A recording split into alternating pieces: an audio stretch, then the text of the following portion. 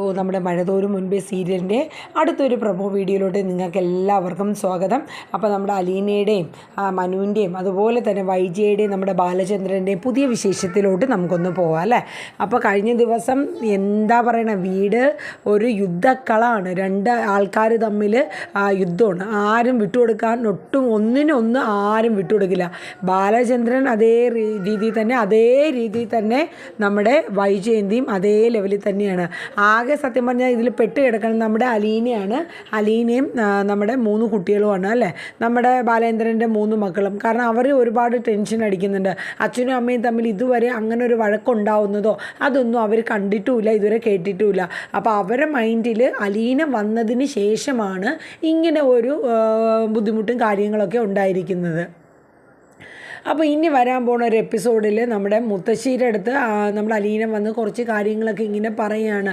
അപ്പോൾ മുത്തശ്ശി, ഞാൻ പോകാൻ ഏത് നിമിഷത്തിലാണെങ്കിലും എനിക്ക് 100 വട്ടം സമ്മതമാണ്. പക്ഷേ ഞാൻ പോയാൽ അത് പിന്നെ ബാലചന്ദ്രൻ സാറ് ഏത് രീതിയിലാണ് തിരിച്ച് റിയാക്ട് ചെയ്യുന്നതെന്നുള്ളത് എനിക്കറിയില്ല.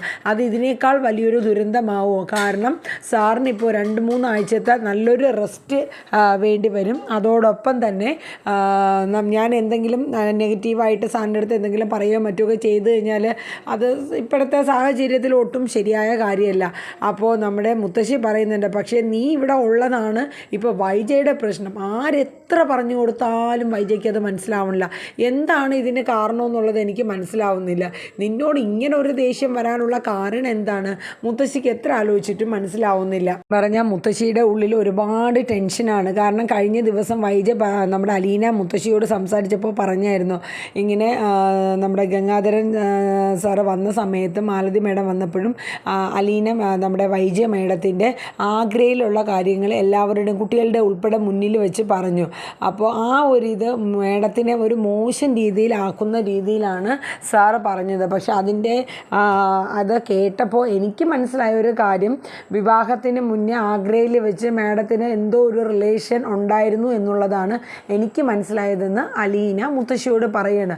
മുത്തശ്ശി ഞെട്ടലോടെ ഇങ്ങനെ ആകെ ഒരു ഇതായിട്ട് നിൽക്കുകയാണ്. അപ്പോൾ മുത്തശ്ശി പറഞ്ഞു, അങ്ങനെയൊക്കെ പറഞ്ഞു ഗംഗാധരൻ? അപ്പോൾ പറഞ്ഞു മുത്തശ്ശി, പിള്ളേർ 3 പേരും ഞാനും ഒക്കെ ഉണ്ടായിരുന്നു. അപ്പോഴാണ് മേഡത്തിനെ തല്ലിയിട്ട് ഈ കാര്യങ്ങളും എന്തൊക്കെയോ അങ്ങ് പറഞ്ഞത്. മക്കളുടെ മുന്നിലോ ബാലേന്ദ്രൻ്റെ മുന്നിൽ പോലും നിനക്കൊരു വില ഉണ്ടാവില്ല നിൻ്റെ ആഗ്രഹ കഥകളൊക്കെ അറിഞ്ഞാലെന്ന്. അപ്പോൾ അലീന ചോദിക്കുന്നുണ്ട്, മുത്തശ്ശി ശരിക്കും ആഗ്രയിൽ എന്തെങ്കിലും ഒരു റിലേഷനോ മറ്റോ മേഡത്തിനുണ്ടായിരുന്നോ? എന്തേ നീ അങ്ങനെ ചോദിച്ചത്? അല്ല, ഗംഗാധരൻ സാറ് പറഞ്ഞതുകൊണ്ട് ചോദിച്ചത്. സാറ് അങ്ങനെ വെറുതെ എന്തായാലും മേഡത്തിനെ കുറിച്ച് പറയാൻ ചാൻസ് ഇല്ലല്ലോ. അപ്പോൾ മുത്തശ്ശി കുറേ നേരം ആലോചിച്ചിട്ട് പറയുന്നുണ്ട്, നീ ആരോടും പറയരുത്, വേറൊന്നുമില്ല. ആഗ്രയിൽ വെച്ച് നമ്മുടെ മാലതി പ്രഗ്നൻ്റ് ഡെലിവറി ടൈം ആയിരുന്ന സമയത്ത് നമ്മുടെ വൈജ അവിടെ കുറച്ച് ദിവസം നിൽക്കാൻ പോയപ്പോൾ നമ്മുടെ പിന്നെ ഗംഗാധരൻ്റെ കൂടെ വർക്ക് ചെയ്തിരുന്ന ഒരു ക്യാപ്റ്റൻ ഉണ്ടായിരുന്നു. അയാളുടെ ആ ക്യാപ്റ്റനുമായിട്ട് നമ്മുടെ വൈജ ഒരു റിലേഷനിലാവുന്നുണ്ട്. പക്ഷേ കല്യാണത്തിനൊന്നും ആരും സമ്മതിച്ച് എന്നുമില്ല. അങ്ങനെ തിരിച്ച് അവളെ ഞങ്ങൾ ഇങ്ങ് കൊണ്ടുവന്നു. ആ ഒരു ബന്ധത്തിൻ്റെയാണ് നമ്മുടെ ഗംഗാധരൻ ഈ പറഞ്ഞ് നടക്കുന്നത്. അപ്പോൾ അലീന ഞെട്ടലോടെ കേൾക്കുകയാണ്. അതായത് വൈജയുടെ ആ റിലേഷൻ, അതൊരു ക്യാപ്റ്റൻ. അപ്പോൾ തൻ്റെ അച്ഛനെ കുറിച്ചാണ് മുത്തശ്ശി ഇപ്പോൾ പറയുന്നത്. പക്ഷേ അത് പേരോ അല്ലെങ്കിൽ മറ്റൊന്നും തന്നെ മുത്തശ്ശിയുടെ വായിൽ നിന്ന് അലീനയ്ക്ക് കിട്ടിയില്ല. അലീന ഞെട്ടലോടെ ആ സത്യം മനസ്സിലാക്കിയത് തൻ്റെ അച്ഛനൊരു ക്യാപ്റ്റനായിരുന്നു എന്നുള്ള കാര്യം. അപ്പോൾ പേര് പോലും ഒന്നും മുത്തശ്ശി പറഞ്ഞിട്ടില്ല. പക്ഷേ അതൊന്നും ചോദിക്കാൻ പോലും അലീനയ്ക്ക് പറ്റുന്നില്ല. അലീന നിറഞ്ഞ കണ്ണുകളോടെ ആ തറയിൽ കിടന്നുറങ്ങുകയാണ്. വിങ്ങി കരഞ്ഞുകൊണ്ടാണ് അലീന അവിടെ കിടന്നിരുന്നത്. പിറ്റേ ദിവസം രാവിലെ ആവുകയാണ്. അപ്പോൾ അതിനിടയിൽ അന്ന് രാത്രിയിൽ നമ്മുടെ വൈജ നമ്മുടെ കമലയെ വിളിക്കുകയാണ്. അപ്പോൾ കമലയെ വിളിച്ചിട്ട് നമ്മുടെ വൈജ പറയുന്നുണ്ട്, ഞാൻ അമ്മേനെ അങ്ങോട്ട് കൊണ്ടുവരികയാണ്. അതെന്തേ ഇങ്ങോട്ട് കൊണ്ടുവരണേ? അതെന്തേ? ആൺമക്കളുടെ വീട്ടിലല്ലേ നിൽക്കേണ്ടത്, അതല്ലേ തറവാട്. എനിക്കിപ്പോൾ അമ്മേനെ ഇവിടെ കൊണ്ടുവച്ച് നോക്കേണ്ട കാര്യമൊന്നും എനിക്കില്ല എന്ന് പറഞ്ഞ് വൈജ ഇങ്ങനെ ആക്കുന്നുണ്ട്. നീ എന്താണ് ഒറ്റയടിക്ക് ഇങ്ങനെ പറയുന്നത്? പിന്നെ ഞാൻ എന്ത് ചെയ്യണം? അതായത് അമ്മയെ നോക്കാനെന്നും പറഞ്ഞാണല്ലോ ഹോം നേഴ്സായിട്ട് ഇവിടെ അലീന മേഡം വന്നത്. ഇപ്പോൾ അവൾ നിന്ന് അപ്പോൾ അമ്മേനെ ഞാൻ അവിടെ കൊണ്ടാക്കുകയാണെങ്കിൽ പിന്നെ ഇവിടെ എന്തിനാണ് ഇവളിവിടെ നിൽക്കണത്? അപ്പോൾ എനിക്ക് അവളെ പറഞ്ഞു വിടാനുള്ള ഒരു സൗകര്യത്തിന് വേണ്ടിയിട്ടാണ്. അപ്പോൾ കമലേട്ടത്തി പേടിക്കൊന്നും വേണ്ട, ഞാൻ ഇവളെ ഇവിടെ നിന്ന് പറഞ്ഞു വിട്ട് പുതിയൊരു ഹോം നേഴ്സിനെ അപ്പോയിൻമെൻറ്റ് ചെയ്തിട്ട് അമ്മേനെ തിരിച്ചു കൊണ്ടുവന്നോളാം. അങ്ങനെയാണെങ്കിൽ കുഴപ്പമില്ല വൈജി, ഞാൻ നിന്നോട് ആദ്യം മുതൽക്കേ പറയുന്ന കേസല്ലേ, അവളെ അവിടെ നിർത്തരുത്, നിർത്തുന്നതോറും നമുക്ക് അപകടമാണ്. അപ്പോൾ നമ്മുടെ വൈജ പറയുന്നുണ്ട് എൻ്റെ മനുവിൻ്റെ അല്ലെങ്കിൽ അവിടുത്തെ മനുവിൻ്റെയും അതുപോലെ തന്നെ എല്ലാം ബാലേന്ദ്രനും ഒക്കെ ഇത്രയും അവളെ സപ്പോർട്ട് ചെയ്യുന്ന എന്താണെന്നുള്ളത് എനിക്ക് മനസ്സിലാവുന്നില്ല. എന്തായാലും ഞാൻ അവളെ അമ്മേനെ അവിടെ കൊണ്ടുവിട്ട് ആ നിമിഷം തന്നെ അവളെ ഇവിടെ നിന്ന് പറഞ്ഞു വിടുകയാണ്. അമ്മ ഉണ്ടെങ്കിലല്ലോ ഇവിടെ ഹോം നേഴ്സിൻ്റെ ആവശ്യമുള്ളൂ. അപ്പോൾ അതുകൊണ്ട് ആ ഒരു പേരിൽ എങ്ങനെയെങ്കിലും എനിക്ക് അവളെ വിടാം. അത് കുഴപ്പമില്ല, നീ എന്നാൽ അങ്ങനെ എന്താണെന്ന് വെച്ചാൽ ചെയ്യുമെന്ന് പറയുന്നുണ്ട്. അങ്ങനെ പിറ്റേന്ന് നേരം വെളുക്കുകയാണ്. അപ്പോൾ ആ സമയത്ത് നമ്മുടെ ബാലചന്ദ്രൻ നമ്മുടെ ഗോവിന്ദനെ വിളിക്കുകയാണ്, അതായത് ബാലേന്ദ്രൻ്റെ പെങ്ങളുടെ ഹസ്ബൻഡ്. കാരണം ഈ ജ്വല്ലറിയുടെയും മറ്റു കാര്യങ്ങളൊക്കെ നോക്കുന്നത് ഗോവിന്ദനാണ്. അപ്പോൾ ഗോവിന്ദൻ്റെ അടുത്ത് കണക്കും കാര്യങ്ങളൊക്കെ ഒന്ന് കൊണ്ടുവരാൻ പറഞ്ഞായിരുന്നു ബാലേന്ദ്രൻ. അങ്ങനെ പുള്ളി വീട്ടിലെല്ലാം കൊണ്ടുവന്ന് ബാലേന്ദ്രനെ കാണിക്കുന്നുണ്ട്. അപ്പോൾ ഫയൽസ് എല്ലാം കൊടുക്കുകയാണ്. അപ്പോൾ നമ്മുടെ ബാലേന്ദ്രൻ ഗോവിന്ദനോട് പറയുന്നുണ്ട്, ഇനി മുതൽ എനിക്കൊരു പേഴ്സണൽ സെക്രട്ടറി ഉണ്ടാവും. അപ്പോൾ അത് ആരാന്ന് ചോദിച്ചപ്പോൾ അത് അലീനയാണെന്ന് പറയുന്നുണ്ട്. അലീന ശരിക്കും അറിഞ്ഞിട്ട് കൂടിയില്ല. അപ്പോൾ ഗോവിന്ദൻ ചോദിക്കുന്നുണ്ട്, ഒരു വീട്ടു ജോലിക്കായിട്ട് വന്ന കുട്ടിയെ അങ്ങനെ പേഴ്സണൽ സെക്രട്ടറി ആയിട്ട് നിർത്തിക്കഴിഞ്ഞാൽ കൊള്ളാവോ എന്നൊക്കെ ഇങ്ങനെ രീതിയിൽ ചോദിക്കുകയാണ്. അതെന്തോ ആയിക്കോട്ടെ, എന്താണെങ്കിലും ഞാൻ അലീനയെ എൻ്റെ പേഴ്സണൽ സെക്രട്ടറി ആയിട്ട് ഞാൻ അപ്പോയിൻമെൻറ്റ് ചെയ്യുകയാണെന്ന് പറയുന്നുണ്ട്. ഓരോ കാര്യങ്ങളായിട്ട് അവൾക്കൊന്ന് പറഞ്ഞൊക്കെ മനസ്സിലാക്കി കൊടുത്താൽ മതി, വേറെ കുഴപ്പമൊന്നുമില്ല എന്ന് പറയുന്നുണ്ട്. ശരി സാറേ എന്ന് കണക്കും കാര്യങ്ങളൊക്കെ കാണിച്ചിട്ട് ഗോവിന്ദൻ പുറത്തോട്ട് വരികയാണ്. അപ്പോൾ നമ്മുടെ വൈജ അവിടെ നോക്കുന്നുണ്ട്. എന്താണ് ബാലേന്ദ്രൻ സാറ് പറഞ്ഞോ, എന്തൊക്കെ പറഞ്ഞു കാര്യങ്ങൾ, മിണ്ടിയോ? എന്നെ കണ്ണിന് പിടിക്കില്ല, എനിക്ക് മിണ്ടാൻ പാടില്ല, ഞാൻ റൂമിൽ കയറാൻ പാടില്ല, ഭയങ്കര റൂളും ചട്ടങ്ങളാണ്. അപ്പോൾ കണക്കും കാര്യങ്ങളും കാണിക്കാൻ വേണ്ടി വന്ന വൈജയെന്ന് ഗോവിന്ദൻ പറഞ്ഞു. എന്നിട്ട് ഗോവിന്ദൻ പറഞ്ഞു, അതെ ഇവിടെ ജോലിക്ക് നിൽക്കുന്ന അലീന എന്ന് പറയുന്ന കുട്ടീനെ പേഴ്സണൽ സെക്രട്ടറി ആയിട്ട് അപ്പോയിൻമെൻറ്റ് ചെയ്തൊക്കെയാണെന്ന് പറഞ്ഞു. ഇത് കേട്ടപ്പോൾ വൈജ അങ്ങോട്ട് തരിക്കുക. വൈജ ഒരു നിമിഷം കുറേ കാര്യങ്ങൾ അങ്ങോട്ട് ഒരുമിച്ചങ്ങ് ചിന്തിക്കുകയാണ്. അതായത് എങ്ങനെയെങ്കിലും അമ്മയെ കൊണ്ടുവന്ന് കമലേട്ടത്തിയുടെ അടുത്ത് ആക്കിയിട്ട് തറവാട്ടിലാക്കിയിട്ട് ഇവളെ പറഞ്ഞു വിടാൻ നിന്നപ്പോൾ ഇപ്പോൾ പേഴ്സണൽ സെക്രട്ടറി ആയിട്ടും കൂടെ അപ്പോയിൻമെൻറ്റ് ചെയ്തൊക്കെയാണ്. ഇത് എന്ത് ഭാവിച്ചാണ് ഇക്കണക്കിന് ഇങ്ങേര് ജ്വല്ലറിയും ആ ടെക്സ്റ്റൈൽസും ഒക്കെ ഇവളുടെ പേര് തന്നെ എഴുതി കൊടുക്കുമല്ലോ.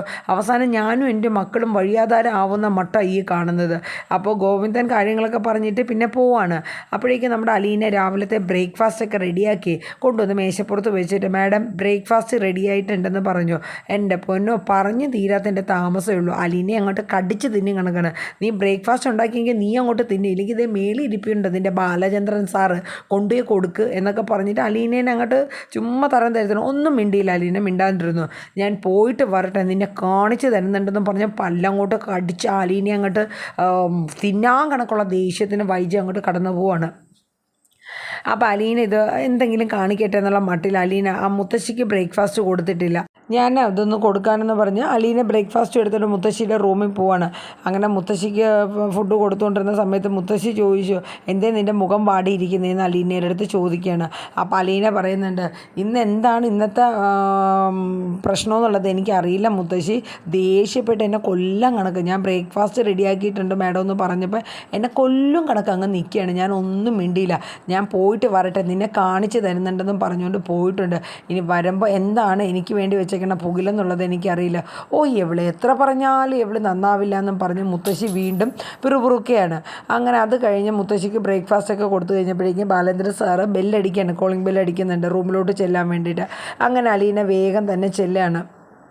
എൻ്റെ അലീനയോട് പറയുന്നുണ്ട്, ഇനി മുതൽ നീ മുത്തശ്ശിയുടെ കാര്യങ്ങൾ നോക്കുന്നതിൻ്റെയോടൊപ്പം എൻ്റെ കാര്യം നോക്കണം, അതിനോടൊപ്പം തന്നെ നിന്നെ ഞാൻ എൻ്റെ പേഴ്സണൽ സെക്രട്ടറി ആയിട്ടും കൂടെ അപ്പോയിൻമെൻറ്റ് ചെയ്തു. എന്നെയോ? അതെ. അപ്പോൾ നീ +2 വരെ പഠിച്ചിട്ടല്ലേ, നിനക്ക് കണക്കും കാര്യങ്ങളൊക്കെ അറിയാമല്ലോ? അറിയാം, കുറേയൊക്കെ അറിയാമെന്ന് പറയുന്നുണ്ട്. അപ്പോൾ കുഴപ്പമില്ല, ബാക്കി കാര്യങ്ങളൊക്കെ ഞാൻ നിന്നെ പഠിപ്പിച്ച് എന്നുള്ളതെന്ന് പറയുന്നുണ്ട്. സാറെന്ന് നിന്നോട് ഞാൻ പല പ്രാവശ്യം വിളിക്കരുതെന്ന് പറഞ്ഞിട്ടുണ്ടെന്ന് ബാലേന്ദ്രൻ പറഞ്ഞപ്പോൾ അലീന പറഞ്ഞ്, എന്നിട്ട് ബാലേന്ദ്രൻ പറഞ്ഞു, നീ എന്നെ അച്ഛനായിട്ടല്ലേ കാണുന്ന, നിനക്ക് എന്നെ ഇഷ്ടമല്ലേ, അപ്പോൾ ഞാൻ പറയുന്ന കാര്യങ്ങളൊക്കെ നീ അനുസരിക്കില്ലേ എന്ന് പറഞ്ഞു അലീന. എന്നിട്ട് ബാലേന്ദ്രൻ പറഞ്ഞു, അപ്പോൾ ഞാൻ ഓരോ കാര്യങ്ങളും നിന്നെ പറഞ്ഞുതരാം, ആ ഫയൽസൊക്കെ ഇങ്ങോട്ട് എടുക്കാൻ പറയാണ്. എന്നിട്ട് ഫയലൊക്കെ എടുത്ത് കൊടുക്കുന്നുണ്ട്. എന്നിട്ട് അലീനയ്ക്ക് എന്ത് പറയണമെന്ന് അറിഞ്ഞൂടാ. അപ്പോൾ അലീന പറഞ്ഞു, മാഡം ഇതൊക്കെ അറിഞ്ഞു കഴിഞ്ഞാൽ മാഡത്തിൻ്റെ കാര്യം പോകാൻ പറയാം, നിന്നെ ഇവിടെ ഇനിയിപ്പം അമ്മേനെ, അതായത് മുത്തശ്ശീനെ ഇവിടെ നിന്നെ കമലേട്ടത്തിൻ്റെ കൊണ്ടുപോയാലും നീ എൻ്റെ പേഴ്സണൽ സെക്രട്ടറി ആയിട്ട് ഇരിക്കുന്നിടത്തോളം നിന്നെ ഇവിടെ നിന്ന് പറഞ്ഞു വിടാൻ നമുക്ക് പറ്റില്ല. അങ്ങനെ പറഞ്ഞു കഴിഞ്ഞപ്പോൾ അലീനയ്ക്ക് ഒരു ചിരി വന്ന കാര്യം, ഒന്നാമത് എതിർത്തൊന്നും വിഷമിച്ച് പറയാൻ പാടില്ലല്ലോ അലീനയ്ക്ക്. കാരണം എന്ന് വെച്ചാൽ അലീന ഇനി എന്തെങ്കിലും പറഞ്ഞാൽ അത് സാറിനൊരു വിഷമമായി കഴിഞ്ഞാൽ ഇപ്പോഴത്തെ ആ ഒരു റെസ്റ്റിനെ അത് ബാധിക്കും. അതുകൊണ്ട് പ്രത്യേകിച്ച് എതിർത്തൊന്നും പറയാൻ നിന്നില്ല. അലീന ചിരിച്ചുകൊണ്ട് പോവാണ്. അപ്പോൾ ഇന്ന് ഏകദേശം നാളെ ഇനി വരുന്ന ദിവസങ്ങളിലൊക്കെ, അടുത്ത ദിവസങ്ങളിൽ വരുന്ന ഒരു ഇൻട്രോ ആണ് ഞാൻ പറഞ്ഞത്. അപ്പോൾ ഇനി നമ്മുടെ വൈജ ബാങ്കിലോട്ട് പോയ വൈജ ഒരു റെസ്റ്റോറൻറ്റിൽ ഒരു കോഫിയും കുടിച്ചിരിക്കുന്നു. കാര്യം വീട്ടിൽ നിന്നൊന്നും ഫുഡൊന്നും കഴിച്ചിട്ടില്ലല്ലോ. അവിടെ ഇരുന്ന് പല കാര്യങ്ങളും ഇങ്ങനെ ചിന്തിക്കുകയാണ്. അതായത് ഞാനും എൻ്റെ മക്കളും വഴിയാധാരമാവുമോ? കാര്യം അലീന അത്രത്തോളം ഇമ്പോർട്ടൻ്റ് ആയിട്ടുണ്ട് ബാലചന്ദ്രൻ്റെ ലൈഫിൽ. അവളെ ഇപ്പോൾ പേഴ്സണൽ സെക്രട്ടറി ആക്കിയിരിക്കുന്നു. അപ്പോൾ വൈജയ്ക്ക് ഇത് കണക്ക് കൂട്ടലുകളെല്ലാം തെറ്റാണ്. അപ്പോൾ ഇനി എന്തൊക്കെയാണ് നമ്മുടെ മഴതോരു മുൻപേ സീരിയൽ വരാനിരിക്കുന്നത് എന്നുള്ളത് നമുക്ക് കണ്ടു തന്നെ അറിയാം. അപ്പോൾ നമ്മുടെ വീഡിയോ പ്രൊമോസ് എല്ലാവരും ഒന്ന് കാണുക, സപ്പോർട്ട് ചെയ്യുക, നിങ്ങളുടെ വിലയേറെ അഭിപ്രായങ്ങളൊക്കെ ഒന്ന് കമൻറ്റ് ചെയ്യുക.